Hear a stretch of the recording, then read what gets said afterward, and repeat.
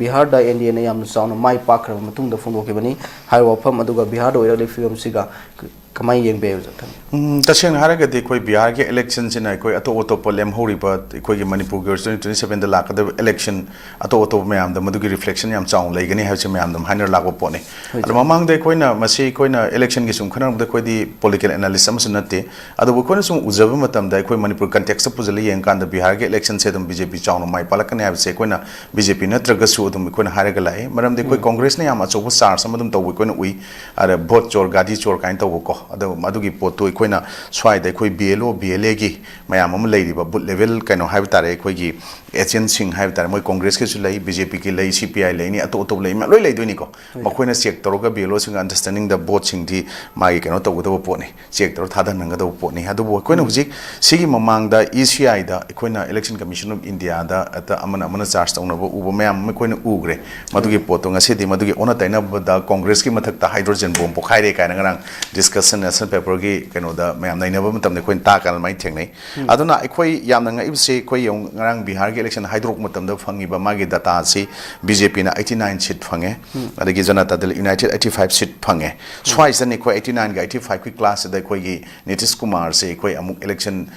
do hujik mai pa ga su koi sickness to oiba phangadra phangoi bra da BJP gi thawja leire kai na koi na paper sing na ko toro ibse adubo masida koi na BJP na koi gi India gi mafam sing sida koi na masi BJP gi makoi gi pandam da one nation one color one flag koi na haina gi bam leidna ko masi gi pandam che adum yam phajana manung da yala ka chatpada mayam na udo mong da karam mong da yal ino haiba se koi na RSS si masi gi right hand ni BJP si right leg ni kan haiba su dum leiko aduna manung da RSS na tawba thabak mayam sing si yam na kan na manung da koi khangdana yam na kan ba sapu da koi gi election sing gi dum da tawi haiba ste handa ki Bihar gi posina masi chunggadro bra haiba wahang chini koi no si lai se masi gi clear cut example ma pi haiba ta ka de koi mamang da Delhi gi Arvind Kejriwal si prajamiyam ne yam yaba aduga election da koi pesha ting dana ka ba hin torma poto dum Delhi da koi RSS ki akan ba manungi moi gi tongan ba ma koi gi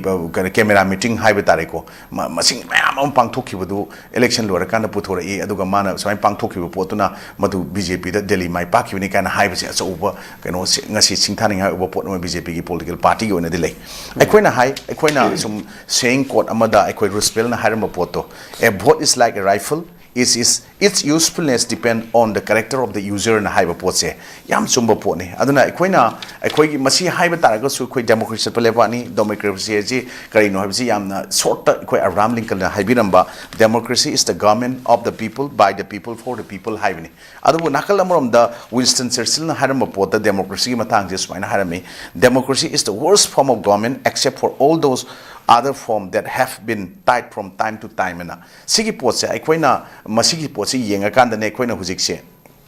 vote thada ba matam da akoina ngasai gi mi afaba khanchi lengak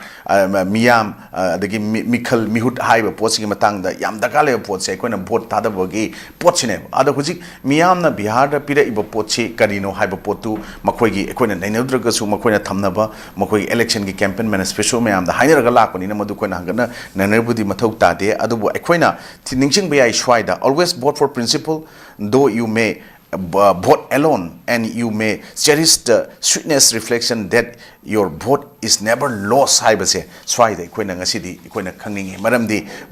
kano the kano ballot is stronger than the bullet kaina ko Abraham Lincoln haram base hoje koina haibadi EVM machine thada daga su koina hana ballot paper na thadeng matam da Abraham Lincoln haram bani aduna hoje the EVM ngasai vote is kano the stronger than the bullet haib ta ni hoje anu wudu ora magadi ko atopa haram basu ai masi koina yamna ningsing ba mathau tai aduna koina suma mayam kana ko ngasai gi koi lok jana shakti gi Ram Bilas ki do 19 seat katani husi kari se ana total da ikoina out of the 243 or mane moi ge se ko out of the 200 plus the karak pa have se yam asoba mai pakpa bani makoi BJP gi oina tarjana ta debda ani gi koi National Democratic Alliance NDA gi moi pullaga leba potu gi di yamna asoba moi gi mai pakpa ma handak oikre aduna makoi si koi matam gi government bai ba singna dum ayam matam da bosi mai pa e haina raga lai matam ma koi ge Gandhi gi family na torok pa Congress kana ma yamna haina ri BJP na haina moi chaina bataba ngamde khoi budi ko but achum ba sudum yawi aran ba yarongani politics na traga vote ki ngangna ba mai magi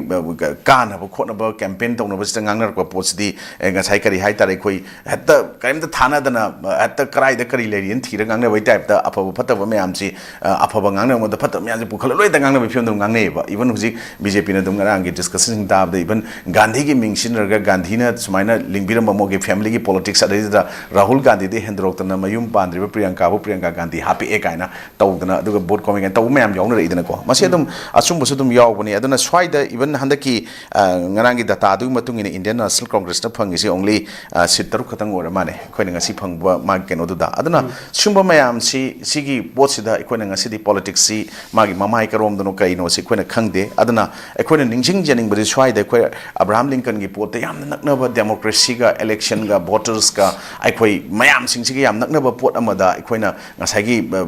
thamning bo wapam sing se sumaina Abraham Lincoln na haram ba makhak ningjingi election belongs to the people, it's their decision. If they decide to turn their back on their fire and burn their behind, then they will just have to sit on their blisters and haram pose. Masi koina khanga da bani aduna akoi de koina taseng na hariga de akoi democracy satpa aduga even keno si koina democracy si koina success ohen gi haiba taraga dinga sai gi koi thada gardu vote thada gardu akoi jesu yamna maru oe aduna nga sai koina quite fast aina thamjagi ba kota Roosevelt game hijack do a vote is like a rifle, its usefulness depends on the character of the user haibase aduna ekoi praja ekoina bhab tabasni am mathau tari jik election natraga lakadra election haugraba election da su voter signal depend to en haijaningi aduna sumba ngarangi Bihar gi election da ngasi mai pakpi graba government semdriba sembada Nitish Kumar no oibo oidoba BJP no oibo oidoba siginate ekoi gi countries da leriba praja citizen mayam se constitutional right protection democracy gi mahau aduga ekoina ngasai haiba ekoi gi mayam dum hainraga leiba democracy is the government of the people by the people for the people haibagi wan thokse yamna matik chana leiba adugumba